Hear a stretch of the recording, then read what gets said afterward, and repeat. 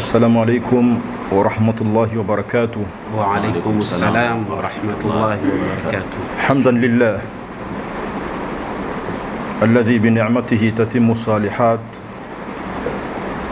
ثم الصلاة بعد والسلام على سيدنا محمد صاحب البركات وعلى آله وصحبه أولي الفضل والخيرات، وبعد.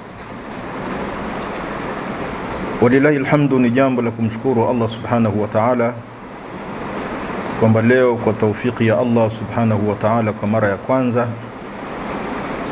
nafika katika kituo hiki adhim, kituo kitukufu kinachoongozwa na Sheikh Yusuf Ad-Diwani hafidhahullah na mwenzake Sheikh Sabbas Al-Kubra, kituo maarufu hapa Kiziwiani, Bahrul Maarifa. Na walillahi alhamdu nimefuatana na mashaikh. Sheikh Ali Kizegero yuko hapa ambaye ni katibu wa baraza la mashekhe mkoa wa Dar es Salaam. Sheikh Diwani mwenyewe akiwa ni mjumbe wa baraza la mashekhe mkoa wa Dar es Salaam. Lakini Sheikh Abdullah Mpugusi Dai al-Kabir yuko hapa, na Khalifa Uthman Bagamoyo yote yuko hapa anaiwakilisha. Ni mambo makubwa na ni fursa kubwa ambayo tumeipata leo kutembelea kituo hiki. Na mimi leo ningependa nizungumzie maudhui hii, kwamba mada ninayotaka kuzungumza inayosema, mada yenyewe ni neno la Mtume sallallahu alayhi wasallam, bu'istu liutammima makarim al-akhlaq, nimetumwa ili kuja kutimiza tabia njema. Hii ndio mada ambayo imebebwa na maneno ya Mtume Muhammad sallallahu alayhi wasallam. Ikhwani al-ajilla, kama tunavyojua kwamba Mtume sallallahu alayhi wasallam aliposema innama bu'istu liutammima makarim al-akhlaq, kwamba si vingine, nimetumwa ili kuja kutimiza tabia njema. Hii innama nawaachia kina Sabbas, wanapenda wao kuchambua mambo haya. Sisi huwa tunapitaga tu, sisi huwa tunapita ala tul. Ni adatul hasri ambayo Mwenyezi Mungu Subhanahu wa Ta'ala, Mtume sallallahu alaihi wasallam anasema kwamba si vingine, kwamba yeye ametumwa kuja kutimiza tabia njema. Na anaposema liutamima, maana yake ni kwamba manabii waliokuwa kabla yake walifanya kazi hiyo. Mtume sallallahu alaihi wasallam kama mtume wa mwisho alitanguliwa na manabii kadhaa ambao nao walifundisha tabia njema, walifundisha maadili. Lakini maadili hayo amekuja kuyakamilisha Mtume Muhammad sallallahu alaihi wasallam. Ndipo pale Ibn al-Qayyim rahimahullah akasema, ad-dinu khuluqun, dini ni maadili, dini ni tabia njema. Na Mwenyezi Mungu Subhanahu wa Ta'ala alivyowapa unabii mitume yake yote, kilichofuata ni elimu ambayo iliyoambatana na tabia njema, elimu ya kumjua yeye Allah Subhanahu wa Ta'ala. Lakini walifundisha tabia njema katika jamii ambazo watu walikuwa wanaishi kama wanyama, walikuwa hawajui neno hisani, walikuwa hawajui neno kusamehe, walikuwa hawajui, yani muamalati wa namna yote walikuwa hawana katika maisha yao ya kijamii. Manabii wamewakuta watu katika sura hiyo, wakafanya kazi ya kuwafanya watu namna gani wanaamiliana katika maisha, namna gani wataishi katika insania, katika utu na ubinadamu. Wakafundisha mambo kadha wa kadha ambayo yatawafanya yawalete katika utu na ubinadamu wao. Sasa Mtume Muhammad sallallahu alaihi wasallam jaa liyutammima makarim al-akhlaq, amekuja ili aje kutimiza hizi tabia njema ambazo manabii waliokuwa kabla yake walizianza. Na ukiangalia kazi hii Mtume sallallahu alaihi wasallam aliifanya Makka, aliishi nayo hata kabla nubuwa, kabla hajapewa utume. Alikuwa ni mtu halimun, alikuwa mtu sadiq, alikuwa mtu amin, ni mpole, mkweli, muaminifu, hata akapewa jina lile la as-sadiqul amin kabla risala, kabla ya utume. Kufaru al-arab walikuwa wakimtambua Muhammadun sallallahu alaihi wasallam huwa as-sadiqul amin, ni mkweli na ni muaminifu, na hata amana zao walikuwa wakizihifadhi kwa Mtume Muhammad sallallahu alaihi wasallam. Ni makarim al-akhlaq, tabia njema. Aliweza kuwasaidia watu wazima, aliweza kuwahurumia watoto wadogo. Watu wazima wanatakiwa waheshimiwe katika jumla ya tabia njema, na wadogo wahurumiwe. Laysa minna man lam yarham saghirana wa lam yuwaqir kabirana, si katika sisi Waislamu yule ambaye awahurumii wadogo.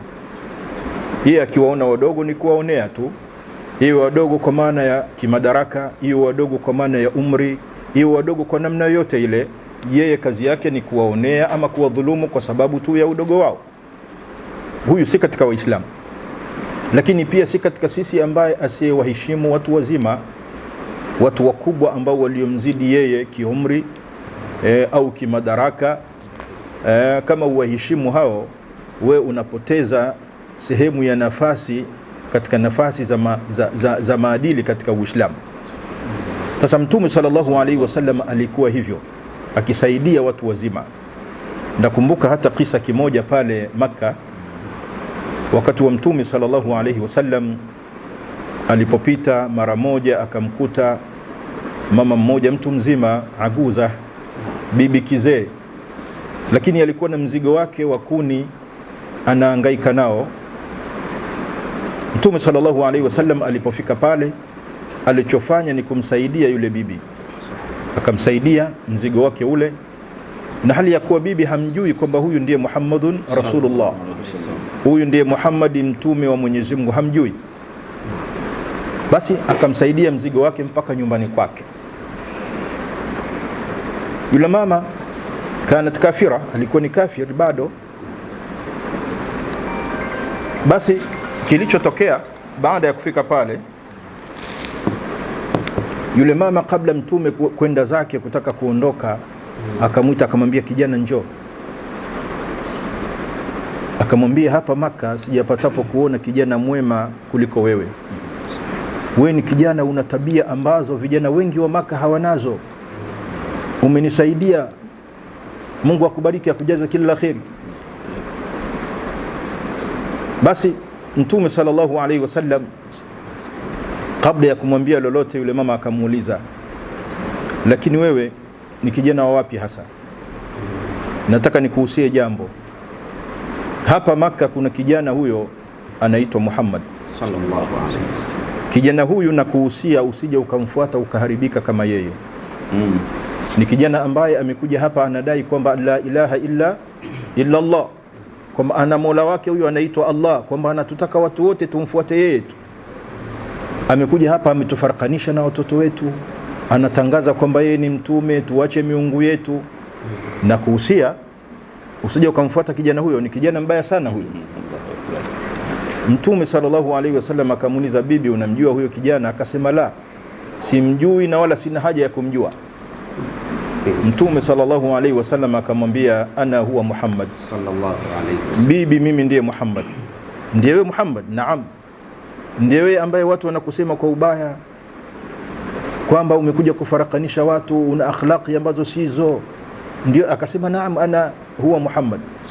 Fanataqat bishahada, kile kibibi kizee pale pale kikatamka shahada, kikasema, ashhadu an la ilaha illa Allah wa ashhadu annaka Rasulullah.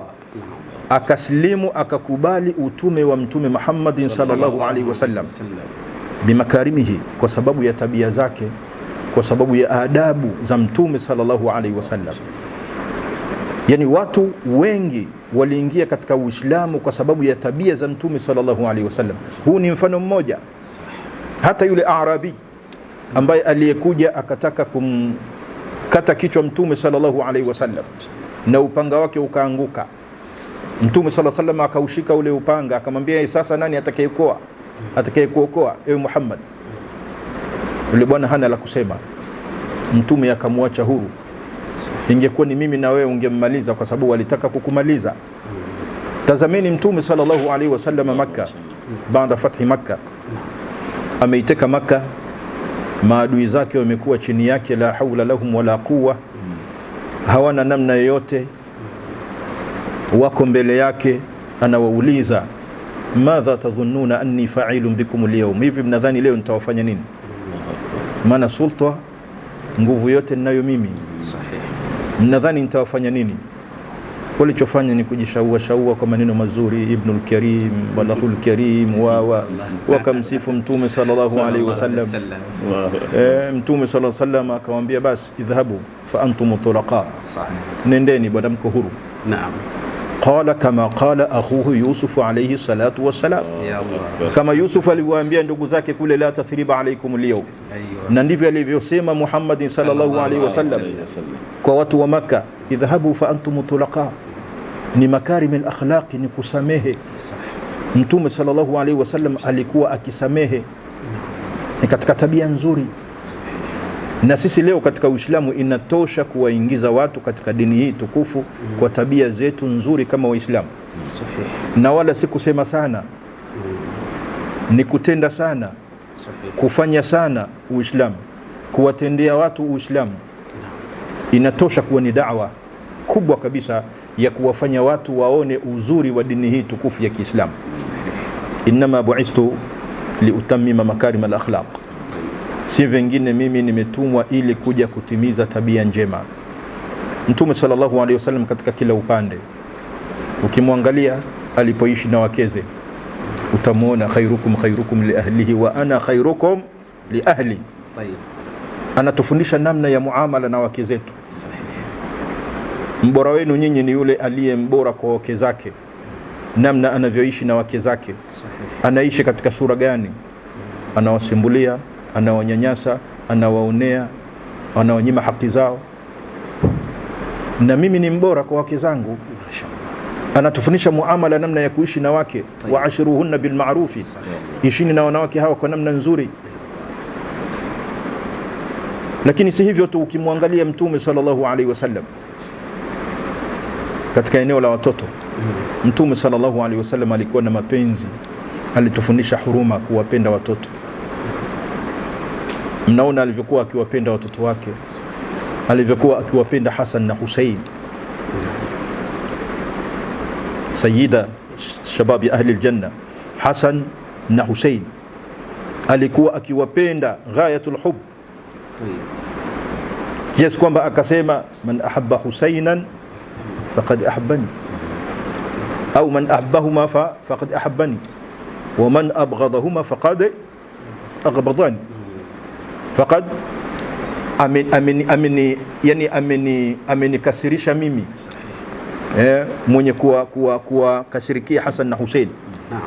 Mtume sallallahu alaihi wasallam mara moja anatoa khutba ya Ijumaa, tahamaki Hassan na Hussein wanakuja mbele yake, anakata khutba, anashuka, anawabeba Hassan na Hussein, alafu anasema, inma sadaqa Allahu al-azim, inma amwalukum wa auladukum fitna. Nimekata khutba yangu kwa sababu ya watoto hawa. Anaonyesha mapenzi. Katika tabia njema hizo, Mtume anasujudu, anakuja Hussein wa huwa sajidun, anapanda juu ya mgongo wake, yuthilu sujud, anarefusha sijda ili mtoto aendelee kucheza. Mimi na wewe unaweza kumbidua ipad ukaliona ile mtoto ni shetani. Mtoto wa mwaka mmoja, miwili, mitatu, anakuja anakupanda kwenye sala. Mstareheshe. Mtume karefusha sijda ili aendelee kucheza. Mimi na wewe ungeona ile mtoto ni la ajabu kabisa. Tuwapende watoto wetu katika tarbiyatul Islam, ni kuwapenda watoto. Mtume sallallahu alaihi wasallam alikuwa ni mlezi. Tena ukiangalia huko katika hukukul aulad, ni mlango mpana Mtume sallallahu alaihi wasallam alizungumza haki za watoto kabla al-milad wa baada al-milad. Kabla mtoto hajazaliwa ndani ya tumbo ana haki zake. Mama ale chakula cha namna gani, mama alindwe ili mtoto yule akue kwa namna nzuri kabla hajazaliwa. Uislamu unalinda haki za watoto. Wa baada al-milad, kuna haki nyingi pale baada ya kuzaliwa. Kupewa jina zuri, kuna khitani pale, afanyiwe sunna ya khitani, kupewa jina zuri katika majina yanayofaa, kuchungwa na kuhifadhiwa min alhawadith, asije akadhuriwa na vitu mbalimbali. Yote haya ni katika makarim al-akhlaq, ni katika tabia njema, katika tarbia ya kuwalea watoto, kwamba watoto hawa baada ya kuzaa ni lazima watazamwe na wana haki zao mbalimbali. Inna min haqqi alwalidi ala waladihi an yuallimahu alkitab, haki ya kumsomesha mtoto, kwamba haitoshi kumzaa mtoto alafu humsomeshi ukamwacha tu anahangaika, la, asome, hiyo ni haki yake. Kwa hiyo utaona kwamba katika jumla ya makarim al-akhlaq, ukienda Mtume sallallahu alaihi wasallam katika upande wa majirani ametufundisha juu ya kuishi na majirani zetu. Katika Uislamu utaona kuna jirani ana haki moja, kuna jirani ana haki mbili, kuna jirani ana haki tatu. Zote hizi ni katika samahatul Islam na makarim al-akhlaq al-islamia, katika ukarimu wa Uislamu, samaha ya Uislamu, katika tabia njema za Uislamu. Jirani ambaye ana haki moja ni jirani yako ghairu muslim wa ghairi dhi qaraba, sio muislamu wala hana ukaribu na wewe, sio ndugu yako, lakini unaishi naye, ana haki moja, haki ya ujirani. Akrim jaraka walau kana kafiran, huyu ni jirani yako. Lakini jirani yule ambaye mwenye haki mbili ni yule ambaye ni jirani yako alafu ni muislamu mwenzako, ana haki ya ujirani na ana haki ya Uislamu. Na kuna jirani ana haki tatu, ni yule ambaye ni jamaa yako, pia ni jirani yako, muislamu mwenzako, lakini pia ni jamaa yako kiudugu, ana haki tatu. Tazama Uislamu unavyotazama haki mbalimbali, na hapa utaona muashara au alaqa baina almuslimina wa ghairihim, kati ya waislamu na wasiokuwa waislamu. Namna gani Uislamu umetuelekeza kuishi vizuri na watu wasiokuwa waislamu. Uislamu katika jumla ya samaha yake, na ndio maana leo tunaweza, na yote ni katika samahatul Islam, tunaweza kula pamoja na wasiokuwa waislamu, tunaweza kucheza pamoja na wasiokuwa waislamu, tunaweza kutibiwa na wasiokuwa waislamu, tunaweza kusoma kwao wasiokuwa waislamu. Yote ni katika samahatul Islam. Lau Uislamu ungekataza haya kwamba hamuwezi, tungekuwa na maisha magumu sana, kwamba Uislamu usingeturuhusu kuchanganyika nao. Tungeishi vipi katika ulimwengu huu?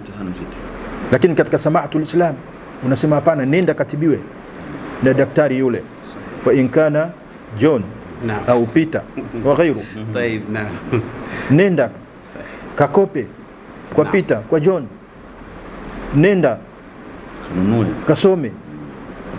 Yani muamalat, mahusiano yale yote ni katika samaha ya Uislamu, ukarimu na usamehevu wa Uislamu, kwa sababu al-Islamu dinul insaniya, ni dini inayokubaliana na hali zote za mwanadamu. Sio dini ambayo haitoi haki au haizingatii haki za kibinadamu. Ni akmalul adyan, ni dini iliyokamilika min kulli nahiya, katika kila upande, min nahiyati siyasiya, min nahiyati al-ijtimaiya, min nahiyati al-iqtisadiyya. Uislamu ni dini imekamilika. Sasa haiwezekani dini iliyokamilika isiwe na maelekezo ya kuishi na watu wa dini nyingine. Sahihi. Isitoe maelekezo juu ya kuamiliana na watu wa imani nyingine. Hiyo itakuwa ni dini na mapungufu makubwa. Na yote haya ni katika makarim al-akhlaq, ni katika tabia njema. Ad-dinu khuluqun, dini Ibn al-Qayyim anasema ni tabia njema. Na ndio maana ukitaka kujua ad-dinu khuluqun, dini ni maadili, ishi katika ile hadithi ya Mtume sallallahu alaihi wasallam alipouliza sahaba zake, atadruna manil muflis, mnamjua ni nani aliyefilisika? wakasema innal muflisa fina man la dirham lahu wala mataa, aliyefilisika kwetu ni yule ambaye hana furniture, hana fedha, hana mzigo. Ndio mtu aliyefilisika, hana kitu, yani lofa. Tayeb. Mtume akawatoa katika mtazamo huo, akamwambia la, innal muflisa min ummati, aliyefilisika katika umma wangu, chukueni mtazamo huu. Man yati yawma alqiyamati bi salatin wa zakatin wa salatin wa hajjin, ni yule ambaye atakuja siku ya kiyama ameswali, amefunga, ametoa zaka, amekwenda hija. Wa yati wa qad shatama hadha, tazama, atakuja amemtukana huyu, wa qadhafa hadha, na amemsingizia machafu ya zina huyu, wa daraba hadha, na amempiga huyu, wa safaka dama hadha, na amemwaga damu ya huyu, wa akala mala hadha, na amekula mali kwa haramu ya huyu. Wa kitachotokea na hayo yote aliyotaja Mtume hapa sallallahu alaihi wasallam ni mambo ya kimaadili. Kumpiga mtu, kumtukana mtu, kula haki ya mtu, kumwaga damu ya mtu, na vyote ni makosa ya kimaadili. Sasa siku ya kiyama, fayukhadhu hadha min hasanatihi wa hadha min hasanatihi, yatachukuliwa sasa, walipwe wale wote ambao aliyowakosea. Wewe ndio uliwatukana, uliwapiga, ulivunja heshima zao, ulifanya hiki na kile. Sasa yatachukuliwa mema yako ili walipe wao, kila mmoja uliyemkosea.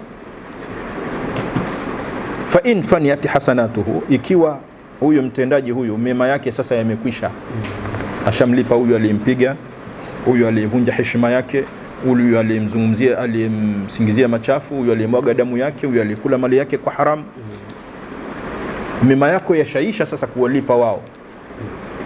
Kinachotokea, Mtume anasema ukhidha min khatayahum faturihat alayhi thumma turiha fi an-nar wal iyadhu billah, yatachukuliwa makosa yao, atatupiwa yeye, kisha atatupwa motoni. Tazama shekhe, huyu mtu alisali, alifunga, alitoa zaka, alikwenda hija, lakini kwa sababu alikosa makarim al-akhlaq amekwenda motoni. Kumbe dini si kuswali, si kufunga. Hizi ni arkanul islami tu, ni nguzo tu za Kiislamu. Lakini dini yenyewe ni namna ya kuishi na watu. Ukajiepusha na yale aliyoyakataza Mwenyezi Mungu Subhanahu wa Ta'ala. Hizi ni ibadat. Lakini dini ni tabia njema, na hapo ndipo wanapofeli watu wengi sana. Leo ukiangalia Sheikh Yusuf, mathalan unakwenda msikitini, Waislamu wengi wako hivyo. Upendo haupo, Waislamu hawapendani, japokuwa wanasali katika msikiti mmoja. Ndio. Unaweza kukuta watu wanasali katika msikiti mmoja, mwezi mzima msikiti huo wanakutana na hawajapeana mikono, hawajasalimiana, lakini wanasali fi masjidin wahid, katika msikiti mmoja.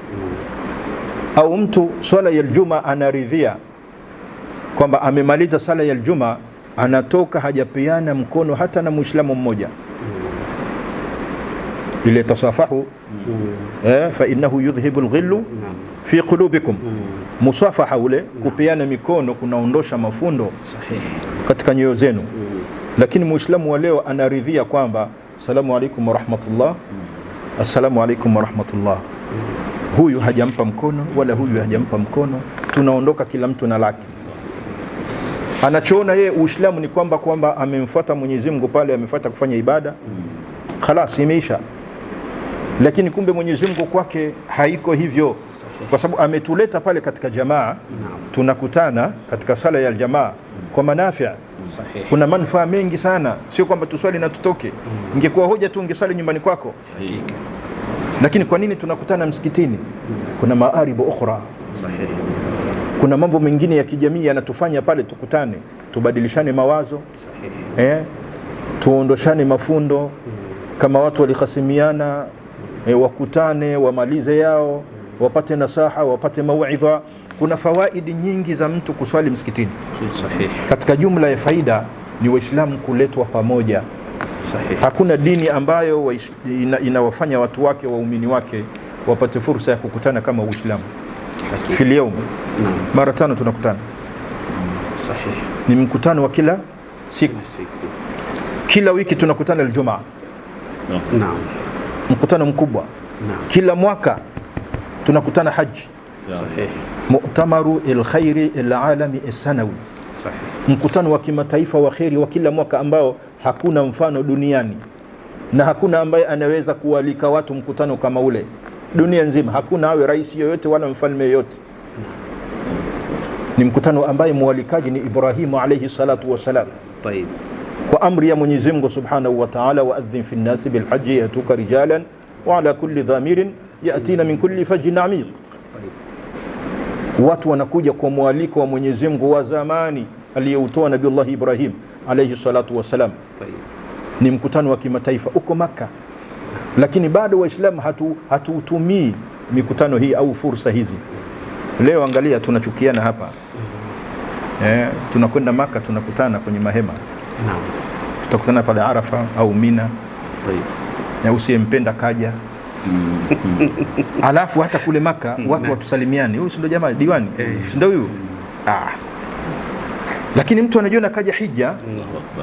Sio kwamba atumie ile fursa, tuligombana huko Bongo, huko Dar es Salaam. Sasa hapa ngoja nimsalimie huyu bwana kwa ajili ya Allah. Yani fanya hivyo kwa ajili ya Allah. Hata kama moyo wako ni mgumu. Naam. Kwamba huyu Alhadi bwana, huyu diwani, huyu Sabasi, watu wananikera, lakini kwa ajili ya Allah, salamu alaykum bwana. Tuko Makka, tuko haram. Sahih. Yani ni mkutano mu'tamarul khairi al-alami sanawi, lakini hautunufaishi. Yani Waislamu wanakwenda pale bado wanarudi huku ni zero. Mwenyezi Mungu anawakusanya pale, wanaletwa pamoja, wanaacha tofauti zao zote, madhahibu yao yote, wanakwenda wanasali nyuma ya imamu mmoja. Sijui kama kuna maimamu wawili pale. Ni imamu mmoja, wote tunasali pale. Lakini tukitoka hapo tukirudi mitaani kwetu, uswahili ni ule ule, chuki za kimadhahib, tunabughudhiana, tunapoteza nguvu zetu, tunapoteza umoja wetu. Kwa hiyo utaona kwamba Uislamu katika jumla ya makarimil akhlaq umewafanya Waislamu wawe wamoja, na umetuwekea sababu nyingi za kuwa wamoja. Sahih. Ili tuwe na tabia zilizo nzuri. Bi khulasa nihitimishe kwa maneno ya Ahmad Shauqi rahmatullahi alayhi, amiru shuara. Tayeb. Aliposema innama al-umamu akhlaquhum ma baqiyat fa inhum dhahabat akhlaquhum dhahabu. Hakika umma wote, taifa lolote, address anwani yao ya kuwa ni umma uliostaarabika ni zile tabia zao, na zikiondoka zile tabia zao ni sawa na kusema ilo taifa ni taifa mfu, halipo, halina maana. Naam. Yani utambulisho wa taifa lililostaarabika ni kuwa na watu ambao wenye maadili. Sahih. Leo kama mna vijana, mna taifa la vijana ambao hawana maadili, kazi ni kutukana, hawana heshima na mtu yoyote, ilo taifa ni taifa mfu. Ni taifa mfu kabisa. Ni taifa ambalo halina makarim al-akhlaq, halina maadili. Mtu yoyote wanaweza kumchamba, wanasema kina mama, wanaweza kumtukana, tusi lolote, wala hawachagui, awe mkubwa, awe mdogo, awe na cheo, awe kiongozi wa dini, awe wa serikali. Watu hawaogopi kutukana, hawaogopi kusema lolote lile. Sasa ukiona taifa la namna hilo, ni sawa na kusema taifa hilo halipo. Taifa lolote address yake kwamba ni taifa la watu waungwana, ni tabia na maadili ya watu wake. Sahih. Kwa hiyo vijana wa Kiislamu na vijana wa Kitanzania kwa ujumla, ili tuwe na heshima, ili tuwe na ustaarabu, ni lazima tupambike kwa tabia njema. Sahih. Makarimul akhlaq, na tabia nzuri ziko nyingi, tabia njema ziko nyingi, na hakuna asiyejua kwamba hii ni tabia njema, hii ni tabia mbaya, hii ni tabia inampendeza Mwenyezi Mungu, hii haimpendezi Mwenyezi Mungu. Hakuna asiyejua. Kwa hiyo ni juu yako wewe kwa khiari kwamba nifanye hili nimridhishe Mwenyezi Mungu niende peponi, au nifanye hili lisilofaa nijifurahishe nafsi yangu, lakini hatimaye nitakwenda mahala pasipofaa, wal iyadhu billah. Kwa haya machache, kama nilivyosema al-akhi al-karim, kwamba nimefurahi kuja hapa kutembelea kituo hiki cha Bahru al-Maarifa. Na nimeona kazi nzuri. Tadawau ya ibadallah, au tadawau ibadallah, naona iko hapa. Ni mkono wa Idi. Mkono wa Idi. Aiwa. Mashaallah. ni mujarrab kwa ajili ya majambo ya wanamume kwa imara. Hasa kwa sisi wenye mathna wa thulatha lazima ije waladaina, hiyo ndo waladaina mazidi. Hivi hivi utakufa. Kwa hiyo mimi nashukuru na Mwenyezi Mungu atubariki sana. Allahu waliyu tawfiq. Wa salamu alaykum wa rahmatullahi wa barakatuh.